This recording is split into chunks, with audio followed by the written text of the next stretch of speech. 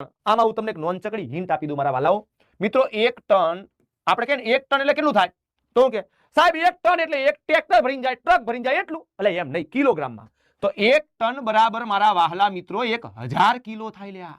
1 ton બરાબર 1000 kilo થાય અને એ એક ક્વિન્ટલ છે એટલે ટ્વિંકલ નથી હો હા 1 ક્વિન્ટલ એટલે 100 કિલો થાય આટલી મેં તમને હિન્ટ આલી હવે તમારા ઉપર છોડું છું ગણો હવે જો મિત્રો 1 ટન ચોખાનો ભાવ 8500 રૂપિયા છે ભાઈ 1 ટન ચોખાનો ભાવ 8500 રૂપિયા છે 1 ટનનો મતલબ 1000 કિલો 1000 કિલોનો ભાવ 8500 છે હવે 100 કિલો નથી પૂછ્યો અડધા ટનનો નહીં અડધા ક્વિન્ટલનો ભાવ કેટલો અડધા ક્વિન્ટલનો માર ભાઈ 1 ક્વિન્ટલમાં 100 હોય 1 ક્વિન્ટલમાં 100 હોય તો અડધા ક્વિન્ટલમાં 50 હોય 50 નો ભાવ કેટલો હાલો 8500 ગુણ્યા 50 છેદમાં 1000